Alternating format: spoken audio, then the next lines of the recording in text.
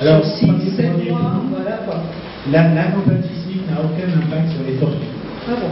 Alors, les tortues sont présentes sur le plateau continental, là où on fait pas sismique. En plus, les tortues sont merveilleusement équipées pour la sismique, parce qu'elles ont une carapace sur les tympans, elles sont quasiment sous. Donc je vous dis très solennellement que la campagne sismique n'a pas d'impact sur les tortues. Et c'est quand même une chance, je ne sais pas pourquoi c'est adéquat.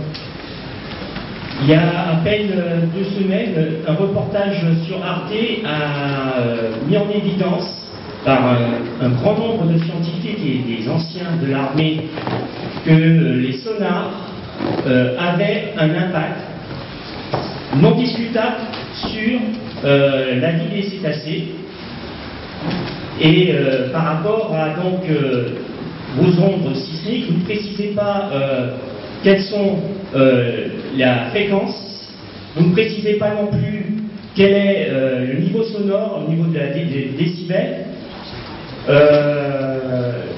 Je souhaiterais donc avoir des précisions là-dessus. Le reportage, il a été visionné il y a 1 semaine, 2 semaines sur Arte, et de nombreux scientifiques ont montré que des cétacés remontés en surface étaient désorientés par embolie, embolie. Quelle est votre réponse à ce niveau-là? Merci. D'abord, je n'ai pas vu le reportage sur Arte, donc je ne peux pas commenter le reportage lui-même. Par contre, je peux faire plusieurs commentaires. Nous avons fait réaliser, il y a eu un ensemble d'études d'impact justement pour identifier tous ces risques au large de la Guyane, pas n'importe où dans le monde. Donc d'abord, nous avons fait 2 années de survol aérien de la zone justement pour compter les cétacés, pour savoir combien il y en a. Donc on a maintenant des chiffres assez précis sur la quantité dont on parle, et on parle d'à peu près 0,3 groupes de cétacés pour 100 km². C'est-à-dire sur une bande de 10 km par 10 km, vous avez 0,3 groupes. Donc en gros, et un groupe c'est par exemple 7 dauphins. Donc déjà, et ça c'est le pic de concentration maximum. Donc il y en a peu. Il y en a. Et c'est moi qui vous dis, sur les attentes. Ces données sont évidemment facilement. Deuxième point, les dauphins, par exemple, ne sont pas tellement sensibles au bruit en tant que tel. Si vous faites énormément de bruit dans une piscine avec des dauphins, parce que certains ont essayé, les dauphins vont avoir une baisse de leur capacité auditive, mais qui va être restaurée au bout d'une demi-heure. Donc c'est pas ça le problème. Le problème, c'est que on pense que dans certaines configurations, le bruit déclenche chez le dauphin l'idée qu'il faut remonter rapidement. C'est là qu'il y a le problème en combat. Ça arrive, ça existe. C'est pour ça que ce que nous faisons, c'est d'abord de la détection de ces animaux. Donc s'il y en a, on fait pas. Je vous rappelle qu'on a des systèmes de détection passive, donc on a mis des systèmes pour les détecter, et c'est la première fois au monde qu'on fait ça. Deuxièmement, on a des observateurs pour s'assurer au minimum qu'il y en ait pas. Donc s'ils sont là, on ne fait rien. Et de toute façon, les protocoles de travail sont tels qu'on commence à faire du bruit progressif. C'est-à-dire qu'on commence à faire des bruits faibles, puis plus importants, etc., pour éviter ce phénomène. Maintenant, est-ce que je vous garantis qu'il n'y aura pas un cétacé qui subira le phénomène que vous décrivez? Non. Par contre, ce que je vous dis, c'est que nous mettons en œuvre les meilleures techniques pour l'éviter au maximum. Bonsoir. Je voudrais juste revenir sur les tortues, si on peut. J'ai énormément du mal à comprendre pourquoi vous ne pouvez pas retarder ces essais sismiques jusqu'à après la période de ponte des tortues. Parce qu'on a une période très fixe de ponte, donc quand il y a beaucoup de tortues dans les eaux de Guyane, et qui va continuer jusqu'à fin octobre à peu près. Et que dans le doute, parce que vous avez dit que vous avez fait les petits bris, les moyens bris et les gros bris pour faire partir les animaux, or que notre objectif actuellement c'est de faire venir ces animaux pour qu'il y ait de plus en plus de pontes. Donc si vous les faites fuir, il y aura de moins en moins de pontes. Donc j'ai du mal à comprendre dans le doute, parce qu'on va être sûr que ça n'affecte pas ces animaux, dans le doute pourquoi vous ne pouvez pas retarder ces essais jusqu'à après la période de ponte. Première remarque, moi je n'ai aucun doute, car nous connaissons les tortues, nous les étudions, et donc je vous dis que les tortues ne sont pas étudiées par la société. Alors, vous avez envie de croire le contraire, mais c'est votre droit, mais pour nous il n'y a pas de doute. Donc c'est le premier point que j'affiche très solennellement ici. Deuxième point, il ne vous aura pas échappé qu'on démarre au mois de juillet. Et le mois de juillet, historiquement, c'est lié aux tortues. Même s'il n'y a pas d'impact sur les tortues, historiquement, ce qui s'appelait la DIREM à l'époque, avait imposé de ne rien faire avant juillet pour éviter certaines périodes de ponte de certaines tortues. Donc nous sommes déjà dans un système de contrainte par rapport aux tortues. Et comme je vous l'ai dit, il n'y a pas d'impact sur les tortues pour la système. Alors que je reconnais bien volontiers qu'il y en a marre pour laisser passer. Tout ne subit pas les activités humaines de la même façon. Et autant les tortues souffrent d'énormément de choses, il se trouve que par chance, la système, c'est pas leur faute. Et c'est une chance. Et en plus, le nombre de tortues dont on parle dans ces zones, et en plus, dans la zone où on est, il n'y en a quasiment pas. On a été incapable de les compter, tellement il y en a peu. Elles migrent sur le plateau de Pétrossin. Elles ne sont pas dérangées, elles ne sont pas là. Qu'est-ce que vous voulez que je fasse de plus? Bonsoir. Je vais revenir sur votre présentation qui a présenté à mon avis le projet d'un certain côté, pas forcément de manière très objective. Vous avez abordé la problématique de la pénurie des énergies fossiles. J'imagine que quand on est face à ce problème-là, toute personne consciente conduirait à développer des énergies renouvelables et non pas à épuiser les dernières poches que l'on peut forer de part et d'autre de la planète. Vous dites en fait que c'est pour répondre à un besoin, je pense plus que c'est pour répondre à vos intérêts propres de multinationales qui travaillent dans ce secteur depuis de nombreuses années. Je vais malheureusement insister sur la problématique des tortues pour la connaître. Est-ce que je peux répondre à ça avant que vous passiez aux tortues? Si vous le souhaitez. Alors premièrement, nous sommes historiquement un des plus grands investisseurs mondiaux dans le non-renouvelable.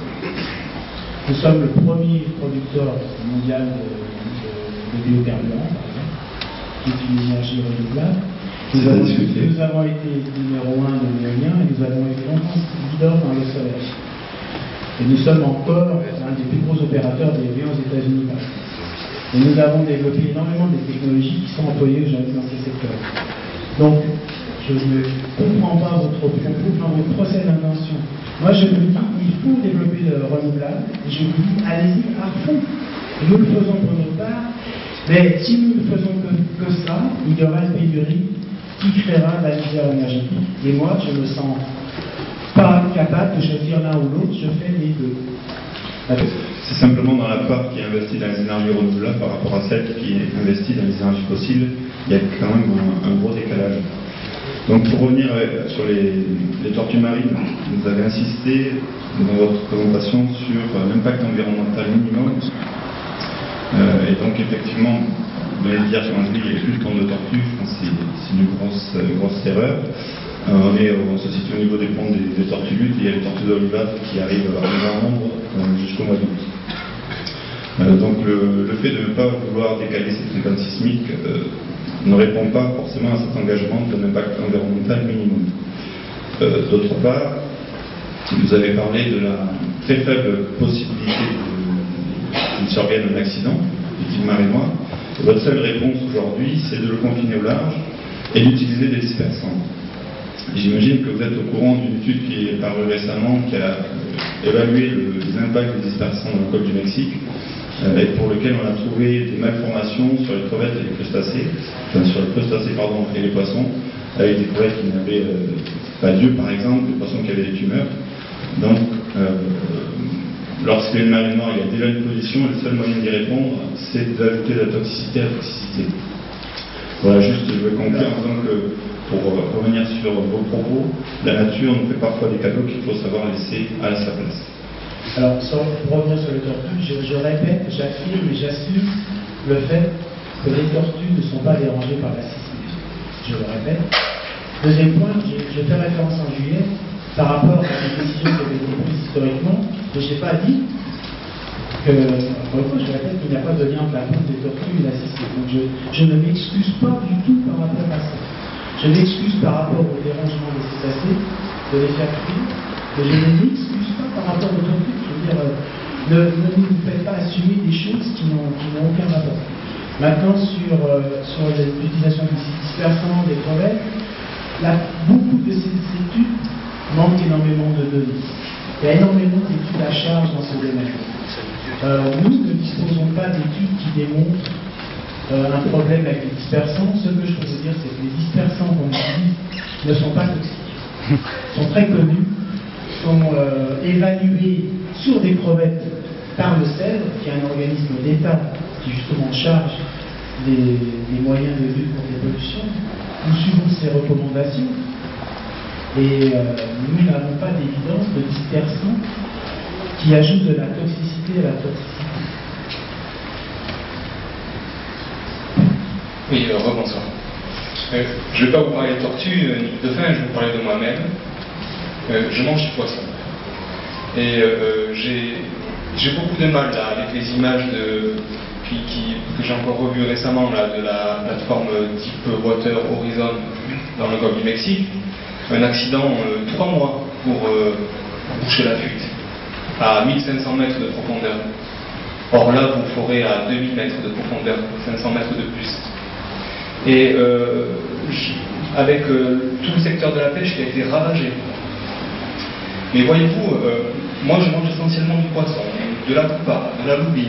Et j'ai l'impression que vous remettez en cause, en tout cas vous mettez en danger mon mode de consommation à moi, pour satisfaire un mode de consommation basé sur le pétrole, que finalement vous en faites la promotion.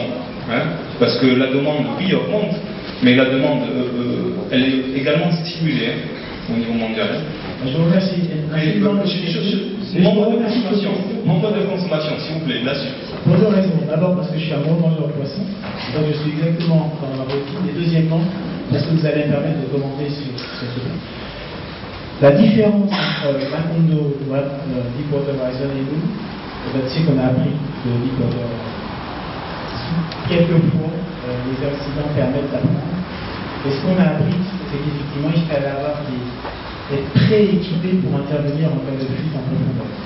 C'est pourquoi chez nous avons un système dit de confinement. Donc le système qui a été mis en œuvre avec énormément de retard chez les qu'il fallait construire, chez nous il est disponible et aérotransportable en Guyane très rapidement. Donc on se pré-équipe pour pouvoir le mettre en œuvre rapidement. Exactement pour éviter une fuite continue de long terme. On est parfaitement en phase avec notre situation. Nous sommes équipés différemment. Et non pas la aussi, mais voilà. Ça c'est un des grands apprentissages. Encore une fois, je ne suis pas ici pour massacrer les poissons millénaires. Et le secteur de la pêche peut très largement profiter de notre activité. Je vous fais remarquer d'ailleurs que nous avons été un magnifique dispositif concentrateur de poissons. Ce que nous avons généré autour de nos activités, une grosse activité de pêche, de loisirs. Tout n'est pas forcément incompatible dans la vie. Si vous me demandez de faire un forage avec une mèche à bois, quand j'arriverai dans le béton, j'aurai des problèmes. C'est pareil pour les fluides de forage. Les fluides synthétiques coûtent une fortune parce qu'ils sont conçus pour être efficaces dans les argiles, qui sont un peu la difficulté, mais qui ne sont pas toxiques. Ils sont classés non toxiques par l'Union européenne, ils sont biodégradables, ils ne sont pas bioaccumulables, ils ont toutes les vertus, et parce qu'ils ont toutes ces vertus, ils coûtent une fortune. Donc j'ai aucune envie d'en rejeter où que ce soit. Mais vraiment aucune envie. Et de toute façon, on ne rejette rien qui ne soit pas accidentel. Le système est prévu pour que tout soit recyclé. Donc je vous dis, oui, nous utilisons des fluides de synthèse qui satisfont à la réglementation. D'ailleurs, tout le monde entier avec des fils de synthèse,